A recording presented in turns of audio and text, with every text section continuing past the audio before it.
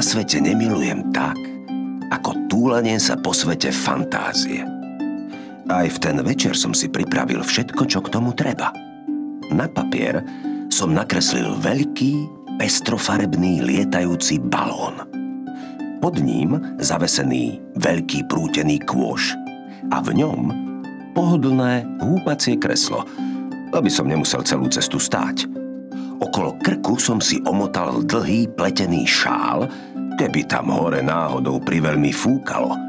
A zobral som si veľký ďalekohľad, aby som dovidel aj tam, kam oko nedovidí.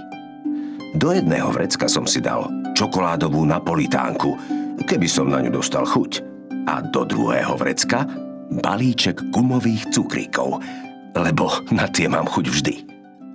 Často si takto lietam sem a tam, niekedy iba sem, ale niekedy až tam. Toho večera som však zaletel do veľmi zvláštnej krajiny. Zvláštne na nej bolo už to, že to vlastne ani nebola krajina. Bolo to velikánske more, ktorého koniec bol tak ďaleko, že naň nedohľadel ani môj veľký ďalekohľad.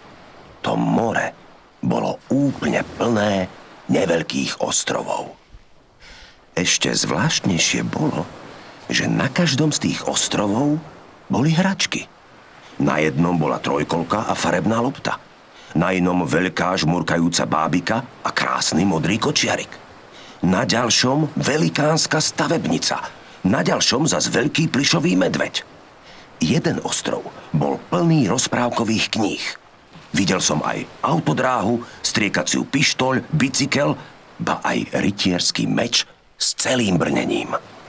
Ale úplne najzvláštnejšie bolo, že niektoré hračky sa priamo pred mojimi očami z ničoho nič zrazu rozplynuli ako farebný dym. A iné sa len tak objavili.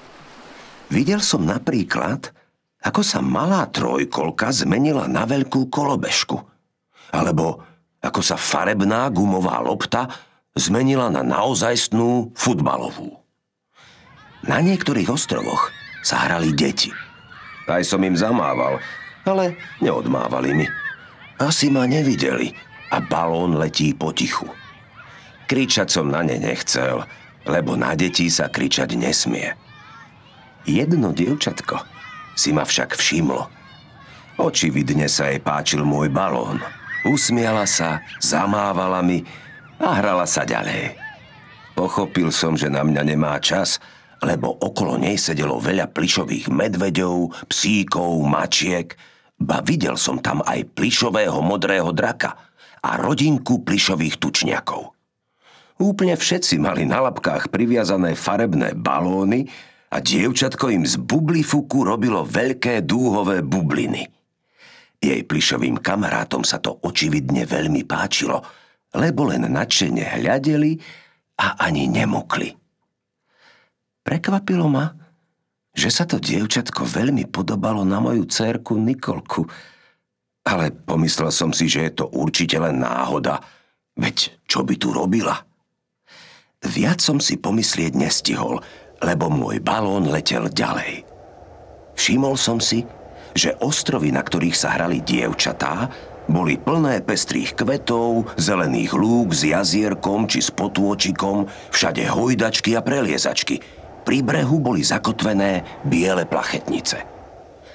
Chlapčenské ostrovy mali skalné bralá s tajomnými jaskyňami, ako stvorenými pre skryté poklady. Mali husté lesy, ba niekde bol aj prales. Na mnohých bol postavený indiánsky vigvam a pri brehu boli priviazané kanoe. Pri inom ostrove kotvila vetrom ošľahaná pirátska loď. A pri niektorých ostrovoch trčala z vody ponorka. Nad jedným ostrovom sa môj balón zrazu sám zastavil a pomaly pristál. Poobzeral som sa navôkol. Neďaleko mňa stál krásny húpací koník. Kúsok od neho šliapacie autíčko a vedľa kolobežka s mäkkými nafukovacími kolesami. Hneď pri mne ležala v tráve plechová škatuľka plná farebných ceruziek a vedľa nej kolieskové korčule. V tej chvíli som zrazu všetko pochopil. To všetko boli hračky, po ktorých som ako dieťa najviac túžil. Ostrovy, nad ktorými som letel, boli ostrovy nesplnených detských snov. A na tom mojom som práve stál. Hľadáš niečo? Ozval sa jemný dievčenský hlások niekde nado mnou. Ja vlastne ani neviem, povedal som opatrne a obzeral som sa okolo seba, s kým sa rozprávam. Ty nevieš, prečo si prišiel? Ja neviem ani, kde som. Tak ako si sa sem dostal? Priletel ma sem môj balón. Ten krásny balón je tvoj? Opýtal sa ma neviditeľný hlas. Áno, prikývol som hrdo. Ten som si nakreslil. Vo fantázii je možné úplne všetko. Ja som spisovateľ. Teší ma. Ja som Snová víla. Ó, Snová víla? Presne tak. Víla nezabúdajka. A prečo ťa nevidím? Aha, ja som teraz neviditeľná? No? Jaj, úplne som zabudla. A teraz? Už ma vidíš? Nie, stále ťa nevidím. A teraz? Ani teraz. Počkaj. Ja si spomeniem, ako sa to robí. Ahoj. Ahoj. Ty si víla? Ale no tak, veď vidíš, že som chlapec. Ja som víl. Prosím. Prečo sa všetkému čuduješ? Ja som Snový víl. Ja som si myslel, že sú len víly. Lesné, lúčne, jazerné. Ešte sú aj jaskyňové. Ale tie tam nechodia rady, lebo v jaskyni je im zima. A ich je prečo občas vidieť? Víly veľmi rady tancujú a pritom si často neuvedomia, že ich je vidieť. To sa nám, chalanom, stať nemôže. A víla nezabúdajka? Tá stále na všetko zabúda. Preto musím za ňou stále chodiť a pripomínať jej, čo sa ako robí. Hej, neohováraj ma. Ja som stále tu. Prepáč, nevšimol som si. Tak urob, aby som bola vidieť. Už som vidieť? Už áno. Asi ešte krajšie, ako som si doteraz víly predstavoval. Ďakujem. To je od teba milé. Ak sa môžem opýtať, kde som? Stojíš oproti mne. Myslím, kde som tu. Tu si, kde teraz stojíš. Keby si stál niekde inde, tak by si bol tam. To všetci ľudia sa tak čudne pýtajú. Prepáč, ale chcem sa opýtať, v akej som krajine? V akej si asi krajine, keď ona je Snová víla a ja som Snový víl? Takže toto sa mi sníva? Prečo by sa ti to malo snívať? Veď si tu. Tak kde teda som? Už zas? Tak ešte raz. Si tu. Keby si bol niekde inde, tak by si bol tam. A to tu je kde? Tak skús 3-krát hádať. Kde je tu? Ja viem.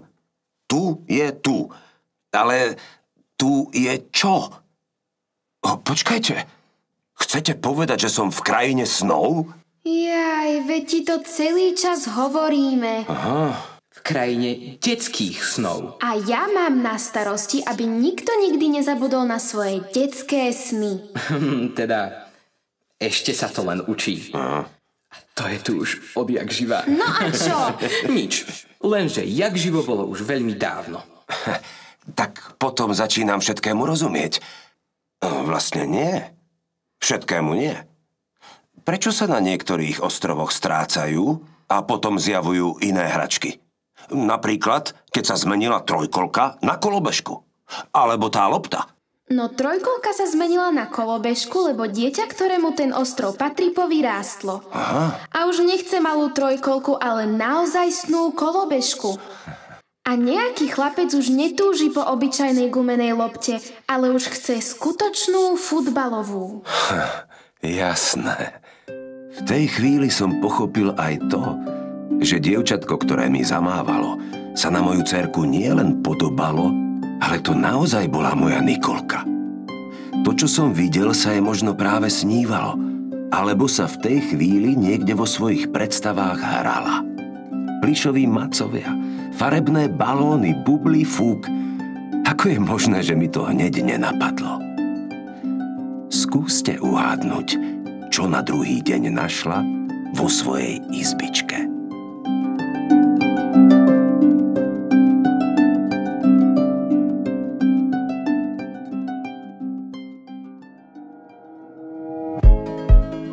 Do vašich izbičiek sme zavítali s rozprávkou od Václava Šuplatu s názvom Ostrovy nesplnených snov. A boli to Milo Kráľ, Jasmína Sabo a Šimon Gužela, vďaka komu ste si ju mohli vypočuť. Spolupracovali zvukový majster Rudo Naď, asistentka réžie Alžbeta Mudroňová, dramaturgia a réžia Tibor Frlajs. V spolupráci s dabingovým štúdiom Slučka.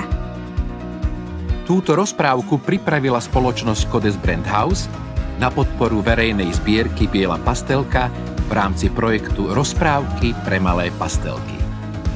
Ak sa vám páčila, prosím, podporte ľudí so zrakovým znevýhodnením zaslaním 2-eurovej SMS na číslo 820 alebo prevodom ľubovoľnej čiastky na verejný účet Bielej pastelky.